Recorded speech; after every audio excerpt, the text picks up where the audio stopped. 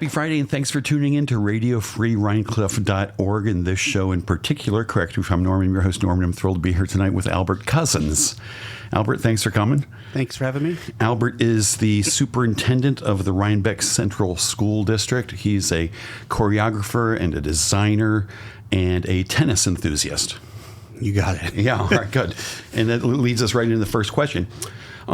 On January 7th, 2023, you and Suzanne McLeod squeaked by Corrine Geib and Daniel Eng 6-2, 4-6 and prevailed in the tiebreaker. After that decisive first set win, what happened in the second set? Well, Suzanne and I, we played quite a bit together, and I think we got a little comfortable with that lead, but we always find a way to pull it through at the end. Yeah. Well, it's tough. I know Corrine's game. That's a pretty good win. Oh, you do? Yeah. Oh, wow. Okay. Yeah. So congratulations. And it says on the tennis press that you're rated 3.0 UST. Yep. Rating 3.0. Yeah. Do you really play like 3.0? I don't know. It's like I've actually just embraced the rank. The rankings are very interesting in the ratings. It's you can play people and you can beat people at 3.5. Right. But I just kind of I just enjoy what it is. But I started very late in life. I started, as an adult because my partner played and we wanted something to do together. Uh-huh. And it just became I became obsessed with it, like anything I get involved with. And then I decided one day I was going to go on tour, and I started touring the country, playing all these tournaments. What a blast. Yeah, it was great. So I don't really think about the number. I just play anywhere. Were you living in Long Island when you started? I lived in Long Island City. Okay. In Queens, yeah. I worked on Long Island, but lived in Long Island City. Okay, and that's where you started. Where'd you play in Long Island City? Well, funny thing, we actually started. Now, by the way, my partner, he's played tennis his whole life, so he knew that this was not great. We played against backboards in the city because that's what's available. So the handball courts, and then we actually did a whole summer in the parking lot with no nets because I don't know why we ever went to a real court. And then eventually we just we'd travel anywhere to find anywhere. We make our vacation decisions if there's tennis courts where we stay. I love that. That's so sweet. And is your partner 3.0 or 3.5? 3.5. Yeah. But we play all the time. Yeah. Do you ever win? You ever Often. take a match? I would say the majority of times. Good. So you're a rising 3.5. Sure. On your way there. Yeah. That's good. So Long Island City, and you're working on Long Island. Yep. And where were you working there? So I worked at North Shore at the school district. I was a K-12 director of social studies. Then I became the high school principal after about 2 years. The superintendent approached me and told me that I was going to be the high school principal. Was a total shock. It's not something I ever thought about. But that was, I think, the highlight of my career, my professional career. I loved being a principal so much. So that was after 2 years. Okay. And all in Glen Head on Long Island. And you said director of social studies education for K through 12? Yep. I never heard of that position. So that's, in larger districts, they have people who supervise the curriculum and instruction in a department. So throughout the whole system. So it's more aligned and articulated throughout. Okay. So you're sort of overseeing each grade's curriculum. Yeah. So that it hangs together as a nice unit. And how did you get that job? Were you specially qualified for that? No, not at all, actually. I was at Columbia at Teachers College, and a friend of mine became the K-12 director of English at that school district. And, I knew basically what my strengths were, what the strengths of my cohort were, of my fellow students. And I said, well, if that's possible, then that's something that I could do. I'm certain of it. The posting came. I went for the interview, and I knew it was a match. It was a similar feeling, actually, how I felt at Rhinebeck. I just felt a connection to the place, and I got selected. I was, very young relative to everyone else in the role, and it just fit from there. It was really surreal. I actually got my administrative certificate through an individual pathway. So I wrote to the state essentially saying, here are my experiences. This is what I've learned. This is what I've done to get my certification. I didn't go through a traditional route or a traditional program. Wow, that's smart to write to those people and let them know who you are. Well, that was back then it was allowable that you could make that case. And that window to do that closed right as I completed it. And I got my certificate that way. Very much through a backwards way. And it's what I'm my whole life, actually. And you said that was your administrative certificate. Yep. Had you been teaching prior to getting that certificate? Yeah, I taught middle school social studies in the suburb of Buffalo.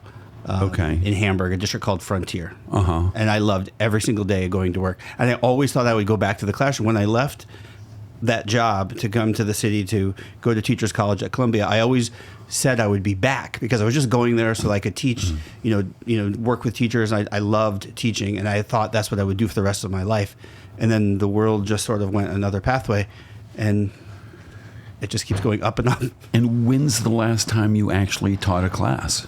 And so I teach kids through a program. I teach color guard, so it's more of a coaching role. Okay. But I'm with kids, every Wednesday and Saturday, almost year round. Which is more sort of sports. Yeah.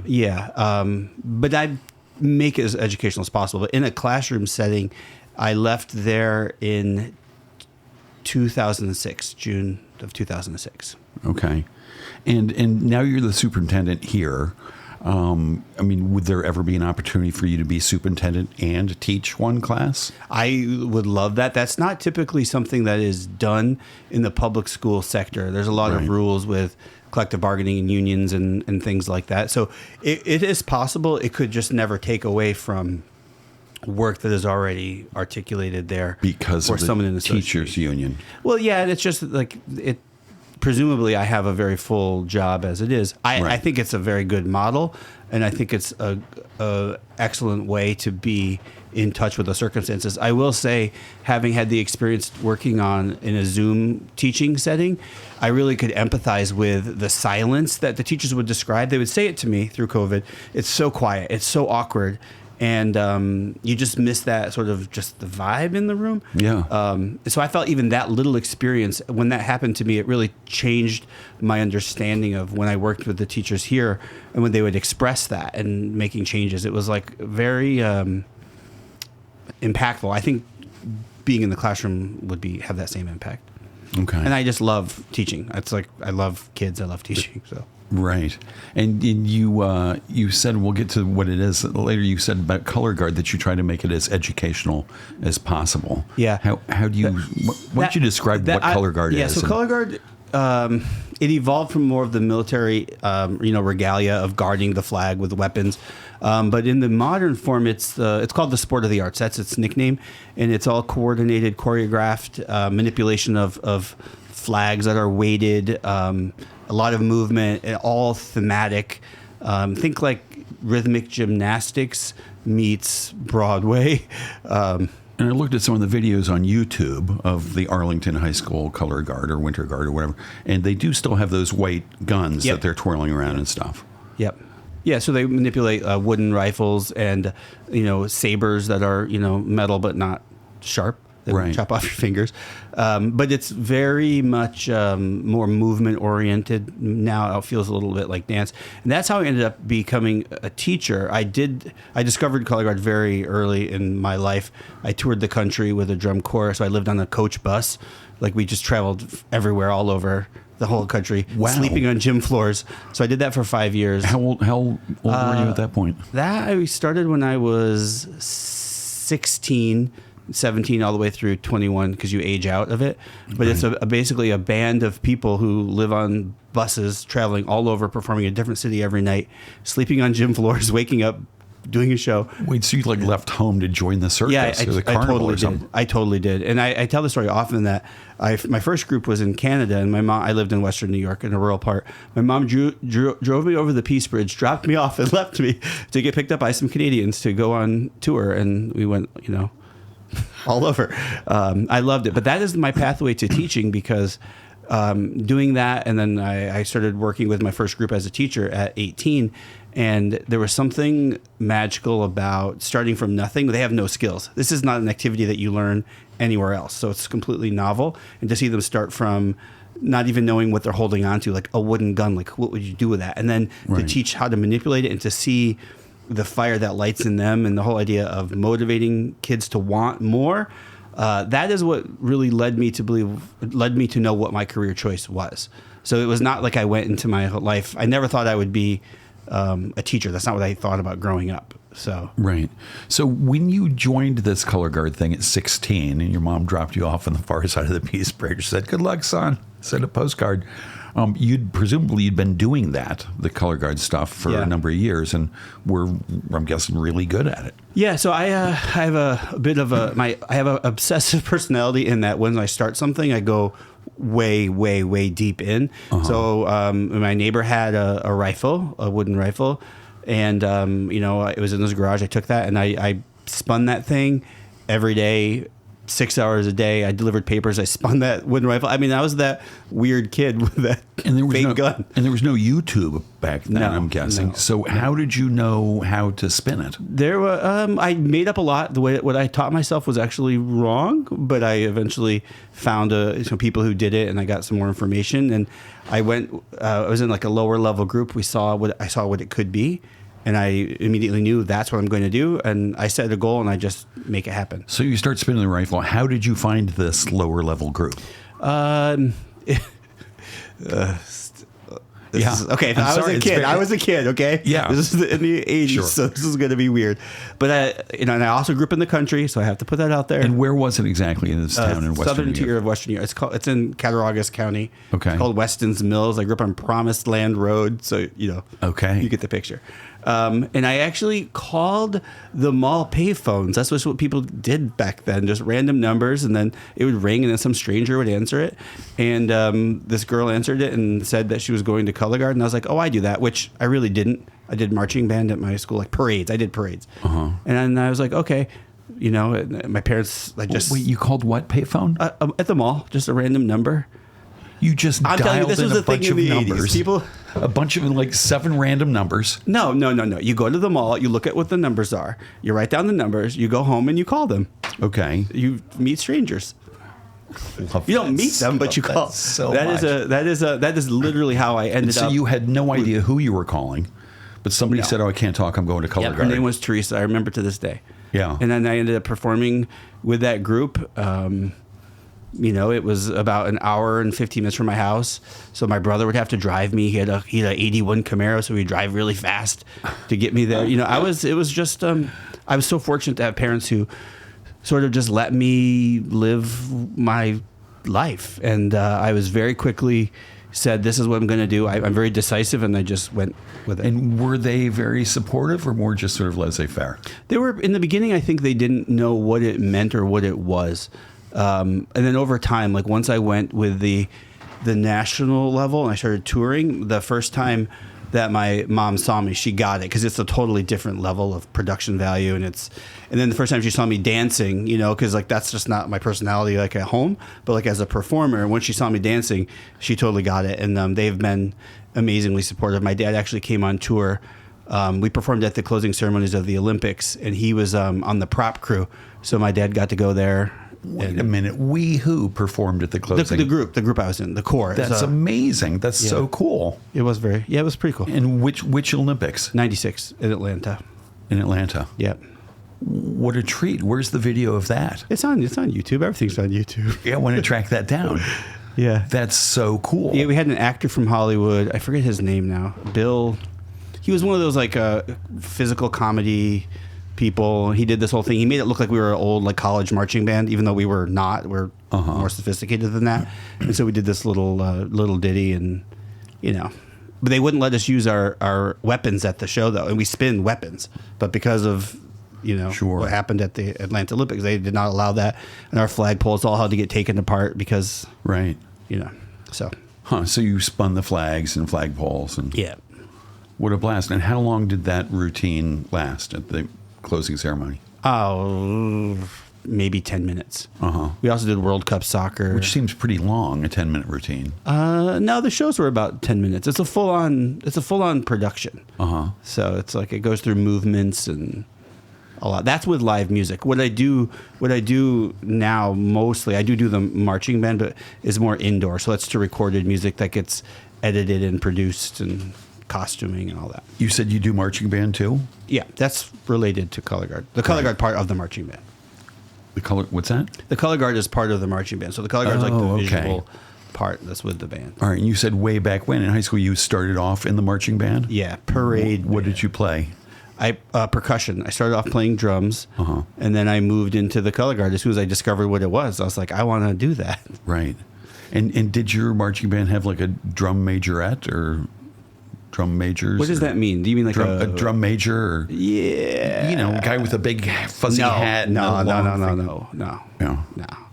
That's I don't think that's really a northern trend. I think that's more of a southern trend. Maybe so. I could be wrong. I'm always I'm wrong. That's the theme of the show. Wow, so cool. So at 18, you were kind of a prodigy, I guess, and you said you started teaching other people around your town? Yep, around where I grew up, a very little school with a graduating class of about 30 kids. And we took them so far. I mean, they made it to the top in the nation. It was amazing to see this teeny little rural place. And we put them on the map. And so I was there for 15 years, and now I've been at Arlington for 15 years. So I've been teaching that for 30 years of my life. Wow. And how did you find your way to Arlington? They were pretty prolific in the 80s, and so I had known of them. I admired them. They had a teacher who worked at Arlington who started them. And when I was working with another group, I came to the Arlington show. I saw what it had become, and I was pretty shocked and disappointed. And then I knew that they were looking, and I said, hey, I'll do this. And I lived in the city, so I did not have a car at that point because I was going to school at Teachers College at Columbia. So then I took a train up to Poughkeepsie, got picked up there, went to Arlington, taught the kids, went back to the train, back. And actually, when I became working as a high school principal, I still drove up to Arlington every single Wednesday after school. Every single weekend I was up at Arlington teaching the kids. You've got a high tolerance for long commutes, don't you? I don't know. I guess so. Well, it's because at some point you moved up to Dutchess County. Yep. Right? And you worked as a principal in Long Island. Yes. And you commuted back and forth sure did. Every day. So I would go down on Monday. I'd stay at a hotel Monday night. I'd come back up Wednesday, teach the kids. I'd stay at a hotel Thursday night, Thursday night. So Monday, Tuesday, Thursday, 3 nights a week, staying at a hotel. It was a very tough life. For how many years? 2. Oh, okay. It was tough. Right. Tough. My heart was definitely up here. I really wanted to be up here. So I just figured I'd throw it into the universe and it would all work out. And your first introduction up here was really Arlington? Yeah. Yep.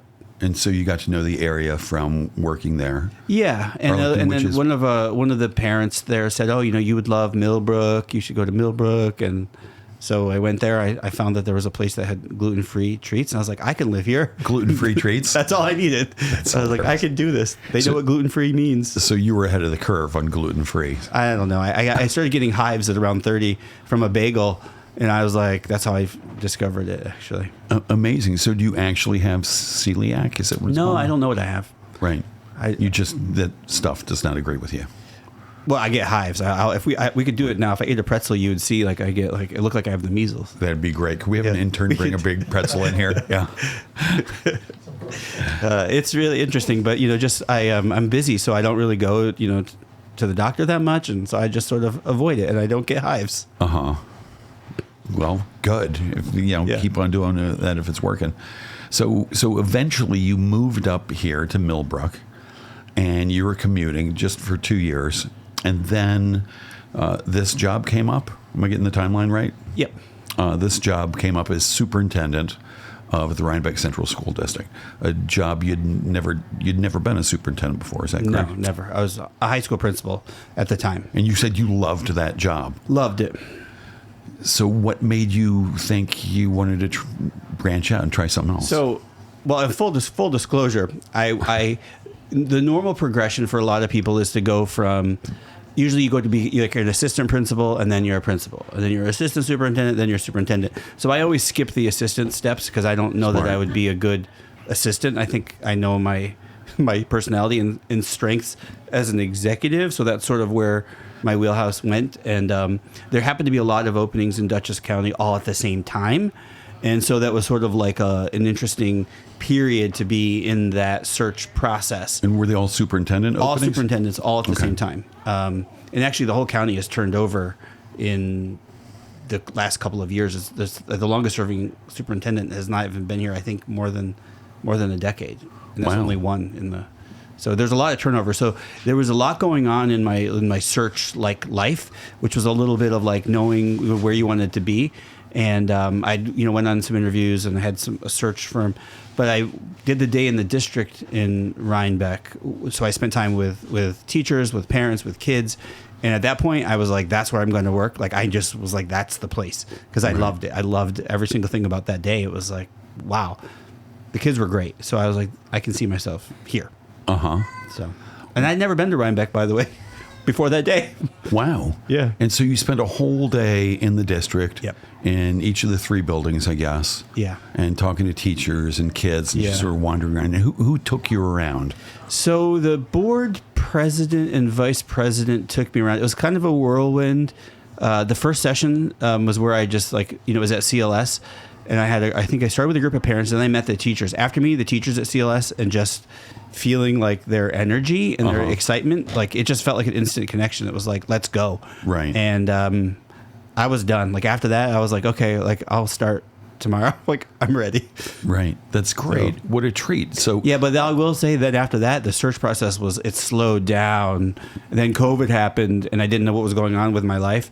And so that was it was a very roller coaster time in my personal life. Now, one of the CLS teachers wrote in, and I just want to read this. I always get the feeling he wants to help us be our best selves, which is such a sweet thing to say about the superintendent. And what a nice thing to have people think about you, huh? I'm glad that's why I come to work. I believe that my job is to create a culture that they can do their best, to take away all those barriers, so that they feel how I felt as a teacher, which was I loved coming to work. And that's where I think if we can take and do things so that teachers are happy, a happy teacher makes happy kids, and happy kids are all that families want. So I see it that way. That is why I do it. It really is about the service on behalf of the system. It's about that. The classroom teacher matters most in the kids' experiences. I could be anybody, but the teachers matter. So they have to feel really good about everything they're doing, and they have to believe in it. That's just how I live. That's how I wanted to be treated. You say you could be anybody, but that the attitudes of top executives in general filter down to the rank and file employees of any place. So, your happy attitude is certainly informing the happy attitude. That is true. That's true. Right. Thank you. You're welcome.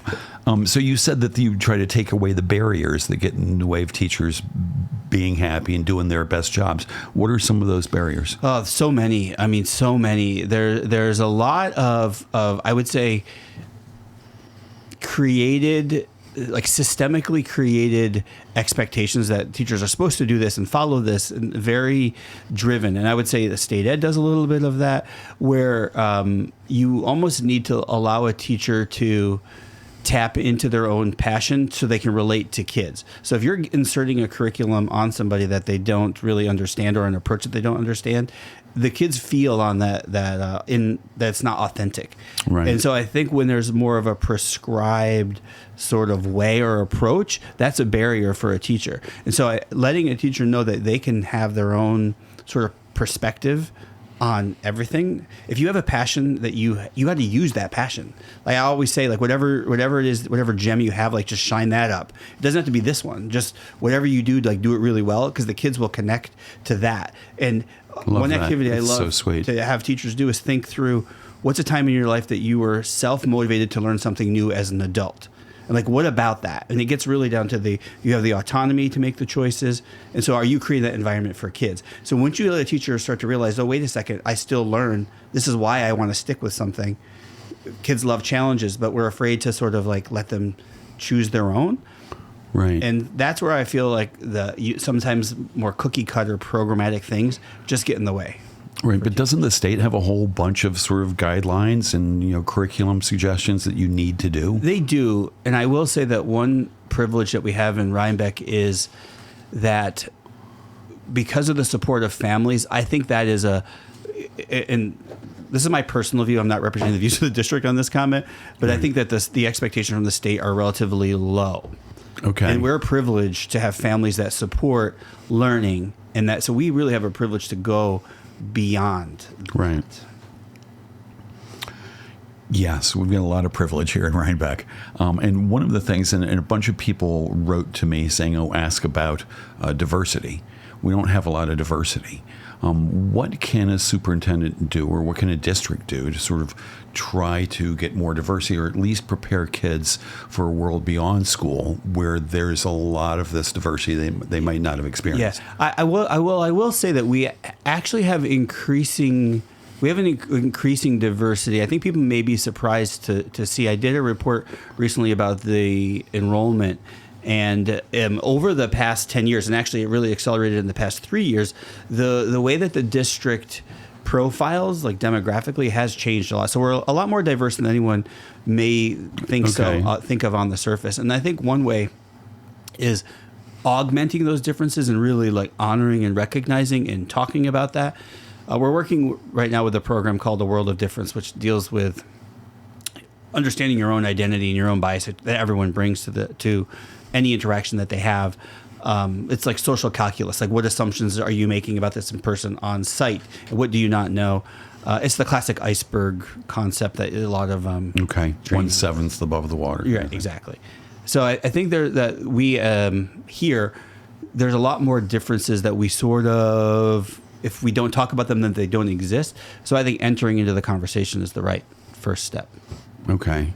And you talk about identity, and that makes me think about, what's going on in Florida. It's like, okay, we can no longer have books about kids choosing their identity. How does that play out here? I mean, you must be aware of all of that. And Yeah, I know definitely. that locally there are some forces who are like, oh, you can't have these books in your library because it's perverting kids, as bringing them into some place where they wouldn't naturally go or whatever.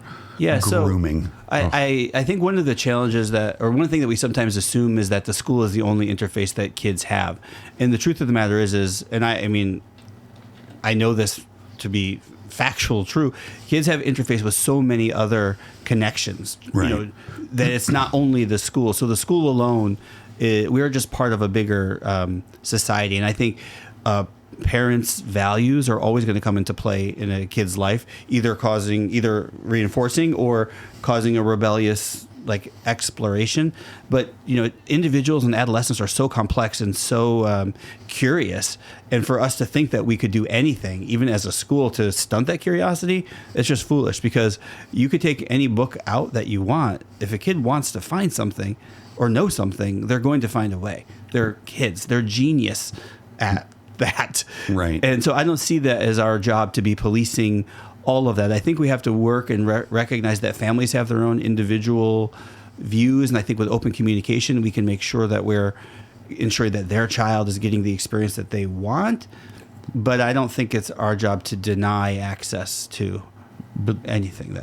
I'm with you on that, but there's a small group of people who think it is the job of the district to police that and to not allow these books. What do you say to those people? Or have you ever said, or do you not want to talk to that? No, I mean, I have no problem talking about that. We haven't, as far as I could not tell you about a specific book challenge. I think we've got excellent teachers, excellent librarians in our school system. I think we are small enough that there's a high level of communication. I think some examples you could say is that there is concern about giving devices to students, right? Like every child gets a mobile device to take home, and then what they can access, because for some families they have a strict device policy, and what we tell them is that's your policy. Like, that school device doesn't mean that you have to change your own rules at home. But that's where we do filtering. We do all of that if it's about accessing things like in a free way on the device. So when kids get a device, it's already been sort of programmed so they can't go to various places. On the school device. On the school device. Yeah. And on our school Wi-Fi. You can't do anything on our school Wi-Fi. And teachers will tell you that. It's terrible. Oh, because they can't. Because teachers can't get on Facebook. We do unblock anything that needs to be unblocked for educational purposes. We can do, but the default is pretty locked in. Very interesting. So on the devices the kids go home, I mean, how does that happen? I guess it's a technical question. How do you keep them from going to, say, porn sites or dating sites? It's called a mobile device management. So we have a lot of software that's installed on the devices. Mm-hmm. So when you log into your school device, there's actually you acknowledge all of that, and so it's managed externally. Okay. And if kids find their way around that, you alerted? We would be alerted because that device would be triggered. We would be able to monitor that. Okay. And parents who don't want their kids to have devices, they just think kids shouldn't have their nose in the internet all the time, or? Well, I mean, are there actual Luddites in Rhinebeck? No, I think with communication, I do believe people get it if we understand like why we're doing what we're doing. I think almost every issue that schools face, including us, it's communication that really could resolve it. That needs to be just a point of understanding. Because oftentimes we just do and we don't necessarily take the time to sit down. And some people need an individual one-on-one sit down to understand the why. But that's one of the things that I love about Rhinebeck and the size is that we're able to do that. We're able to know kids, know families, and to be a little bit more proactive in that. And I think over time as we improve with our communication, that's going to even get better. Okay. And what is the size? What's the enrollment in the district? 951. Okay. Changes. It's very transient. It's much more transient than people would expect. Right. Well, and also, I mean, the note I have is that for 2018-2019 year, the enrollment was 945. So we have leveled off. So there was a lot of talk pre-pandemic about the declining enrollment. Yeah. So we have leveled off. So we have been stable now, I think, for the past 4 school years. We sort of staved off what was a trend of a decrease. But you can go back 10 years ago and there were 1,100 just 10 years ago. Right. Huh. But it's very difficult for young families to get into the district. So we have students who pay tuition to come to the district. So they incorporate the cost of tuition for Rhinebeck Central School District in their home cost if they're buying a home outside the district or an adjacent district, let's say, because they are able to pay tuition to send their kid to our public school. All right. Supposing I live in Arlington and I want to send my kid to Rhinebeck 9th grade. What kind of money are we talking about? $26,000. Which is on the low side, actually. Which is cheaper than like Oakwood or PDS or most private schools, I'm guessing. Yes, but we are a public school. Right. So. But a public school serving the public of its district. Right. And so when people want to come in from the outside, and how many kids, how many students do you have who came in from somewhere else? So I anecdotally, I'm not going to be able to give you a specific on this because we also have a policy by which employees' children are able to attend the district as well. So that number, we list them all as tuition-based students, even though the tuition does not apply for employees' students. But I think that number is around. I think it's 33. Okay. I could be off by it. Not a big number. It's substantial for the overall size of the system. I think it's a significant number. Okay. And but I also do know that we have so many people who are interested in the area that are just finding it difficult to be, because for a lot of people, you're not going to make a financial decision like that for your family if you're living in a different district. I mean, that's a lot to ask to go to another public school. But I will say that we meet a lot of families who come and they tour and they want to come, but it's been very difficult for them to land. To find some place to rent or own in the district. And my guess is that's gotten more difficult in the past 3 years. I just got here 3 years ago, so I've only been through the point of difficulty. Right. But, yeah. And when did you start exactly? Did you start at the beginning of the school year? July 1st, 2020. But pretty much the day I was hired, the next day I got on with everybody I could. I had one-on-one Zooms with anybody who would talk to me, so... That was starting in April. I was like, I just want to know more. And were there people who wouldn't talk to you? No, I think people were.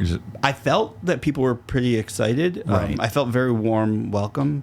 Right. Then COVID happened, and I'll be honest, COVID was so singular in focus that to lead through that, like it felt like, okay, I'm in this because this is the only thing I have to think about. So I could obsess over all of the details. Right. And I had no fear with all of that. Like before it was required, the governor said to do these town halls. I was just doing them because I loved it. I was like, I got it. I can tell you whatever you want. And I have no fear of just putting myself out there. And I had some pretty interesting town halls where people had different views, and I'm not saying everyone was happy all the time, but that was a nice way to start to have that singular focus. It was like everyone was obsessed with the same question and concern. It was all COVID all the time in the beginning. And when kids came back, I forget, they had to wear masks? Oh my gosh, they couldn't even come back. I mean, we actually started in person. So at Chancellor, we had the kids in, often for like a partial day. But many schools, they didn't even come back until October, November, some even later at all. So it was that weird hybrid thing. It was Right. awful.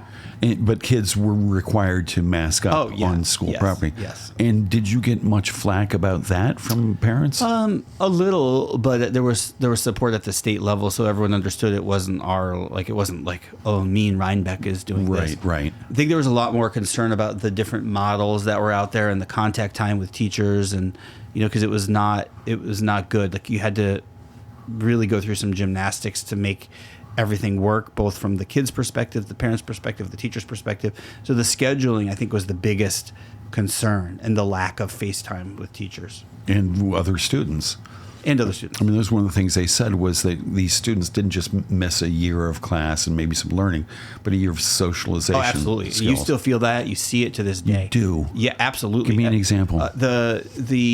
There's almost a stunted growth, like the behavior incidents. If you call them, I would say minor behavior incidents. So that's just some negative interactions. It's not necessarily escalate to like full scale bullying, harassment, intimidation, discrimination, but just meanness. There's a lot of that. And I also think that students were stunted in person and then advanced digitally.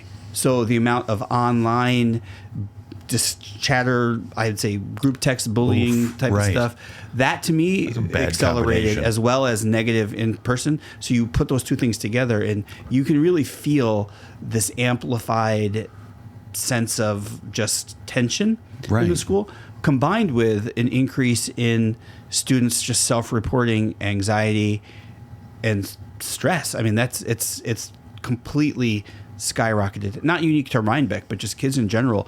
So the pandemic, the academic piece of it was like more like the kids are going to be fine. The kids can recover the learning and they can accelerate all of that. The social piece, I think we're going to experience, and I don't mean to be dramatic here, but for a generation, because there's this sense of anything can get canceled at any time. There's this like eternal flakiness that we've instilled on kids, because it was so like, well, we don't need to.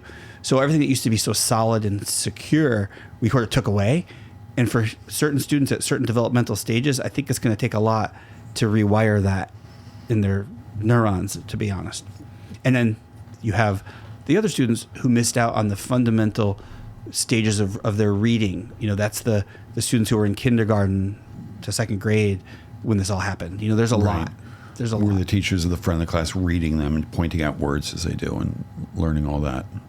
Is that what you mean? I mean, being in the for a child learning to read, like those early ed. So like the students, I call them like now like our current second graders. They really, because their preschool's closed. Right. They started kindergarten in this weird way, so that's where But I could talk forever about the impacts on kids, and I worry about that. That's one of the things that keeps me up sometimes, is just thinking, like, what are we doing right? Because so much of we want to get back to normal, we're just sort of going ahead like, oh, it's all normal, but truthfully we experienced something pretty big.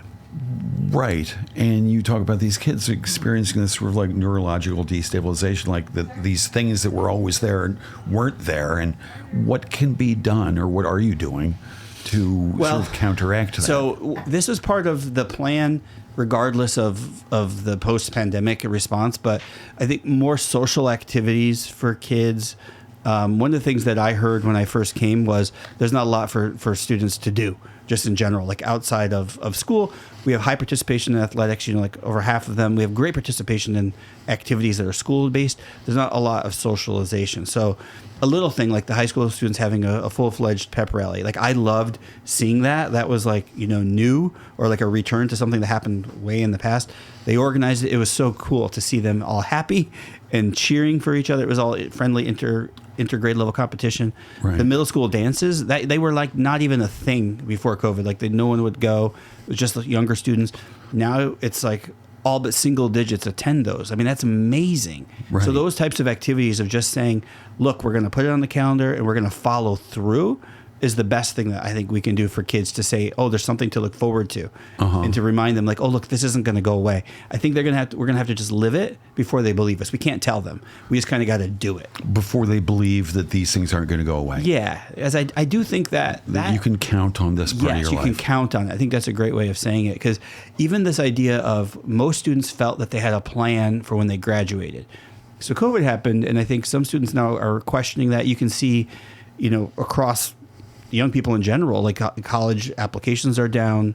It's an interesting thing that people are reconsidering, like what to do with their time. Right. So not all of it's negative, because some of it's a good reset, but it's a significant factor that we have to recognize is going on with kids. Right. And what percentage of seniors here go on to college, four-year colleges? 4-year? Actually, any college, I guess. Well, so it's in the 80 percentile. I can get specific. I don't have the specifics, with me there on that. But the general, trend, it's in the 80s. I don't know the difference between the 2 years or 4 years. Right. And what does the district do to help kids who really help identify and nurture, I guess, kids who aren't college bound? I mean, because it's sort of a college bound sort of district. Yeah, well, that's where I think there's a big opportunity. So we've strengthened our relationship with Duchess Bosse's, who's done a very, very good job of innovating with what they're offering students. So they now have a mechatronics. So they're doing a lot with logistics. A mechatronic? Mechatronics, which is mechanized machinery. Oh, okay. Thank you. It was new to me too. But even that with the aviation, so they have a partnership with Duchess Community College. So they're and we have the highest enrollment in those CTI programs. Those are Bosse's oriented programs. Mm-hmm. So they attend the high school half a day, then they go to Bosse's for the second half of the day. Right. And they've adjusted a lot of what they're offering kids, and I think that's a great pathway. I think there's some more work to be done in agricultural innovations.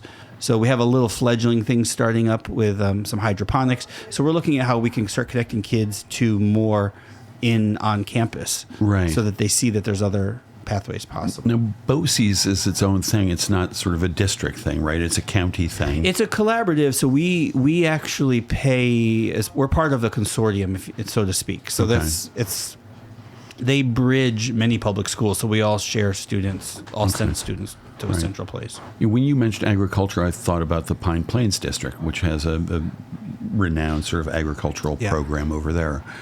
Does our district sort of partner with other districts? Like, they're strong at that, we're strong at this, we can help each other out. We only, so far, we only do that with athletics. So our students, the students who want to play football, they go to Pine Plains to play football.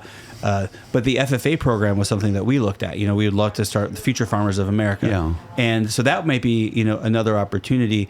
That's always possible. And even today we had our counseling staff went to Red Hook, and they did a professional development with Red Hook counselors and Pine Plains counselors.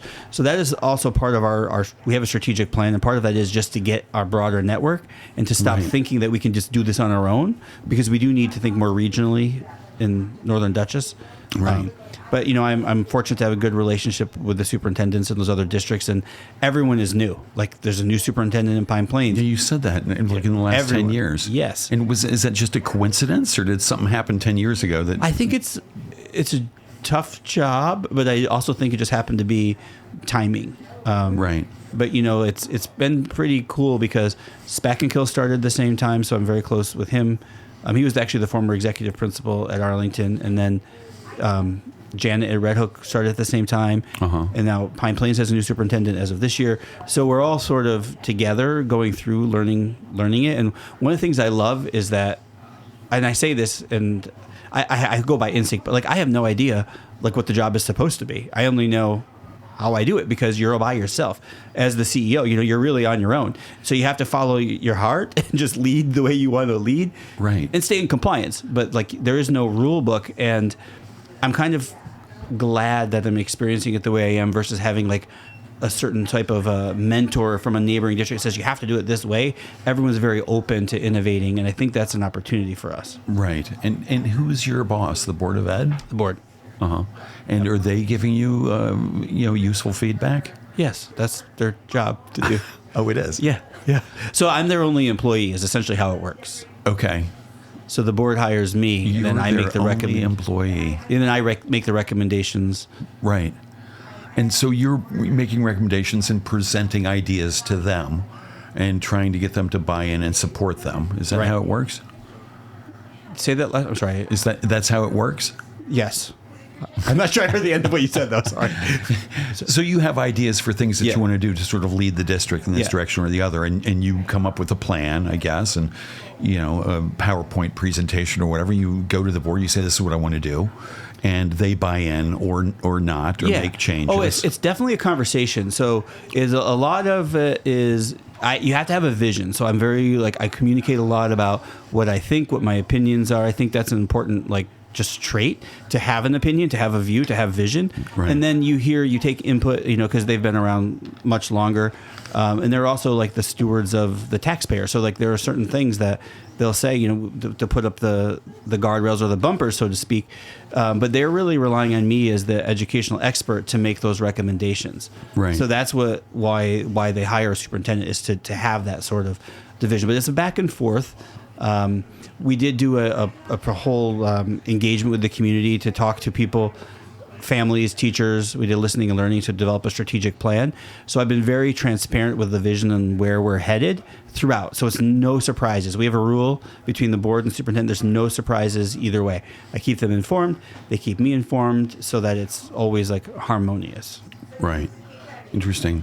So does the district have a set policy on helping kids sort of figure out their gender identity and stuff like that? Yeah, we have a gender plan. So that is a formalized protocol that is all articulated. So that is something that we have, and that's a K-12. And that is something that, there's a whole section that involves the parents. It's very thorough. It's very comprehensive. But we're very well prepared in that area to help a whole array of experiences that students may have. Right. It's amazing. And you reckon that policy is the same for most Dutchess County schools? I don't know that it's the same.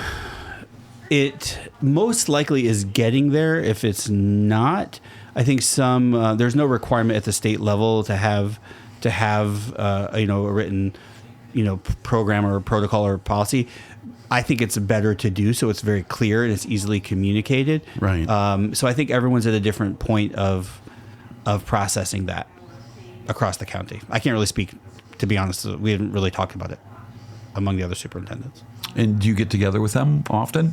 We have a standing meeting every Wednesday at noon. Via Zoom? Yeah. And is it Dutchess County superintendents? Yep. Or? All 13. There's 13 districts. Oh, that's great. That was my next question. Yeah. Now what are you going to ask? Yeah.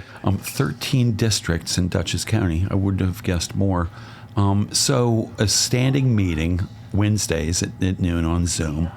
And that's got to be a great thing for you, sort of a new superintendent, to see what other people are doing and to get ideas. You know what's interesting? I find we are very different, and we all kind of are a little stubborn in that, and it's kind of, I like it because it's not that we're not losing the identity of our place, because I think every system is different, every Right. culture is different, every leader is different, and that's one of the benefits I was expressing about coming in with a new cohort, is that there's not some sort of bastion of you must do.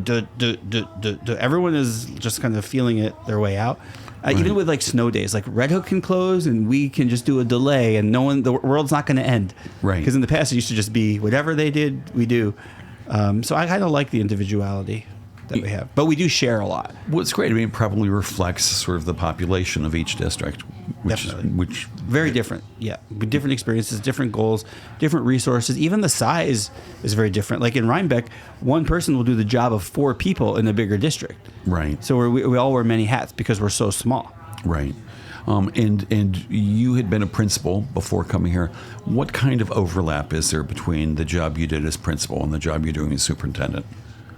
Well, I learned a lot as a superintendent. I didn't know what really a superintendent did. I kind of observed from the outside, and when I knew I was going that way, I kind of observed and I was paying attention to. But what you see in public is not always what it really is. There's not much overlap. I think being a principal is a lot more fun because you get to just be around kids and teachers. Right. Like that's like the fun stuff. Now I have fun doing what I'm doing, but it's a lot of procedural, a lot of compliance oriented. The state ed department is very demanding with like reports. It's a lot of writing, which it was as a principal too, but it's more of like accountability writing. Like, here's what I'm doing. This is what I'm doing. I talked to this versus like living the part. The kids are the best part of a school.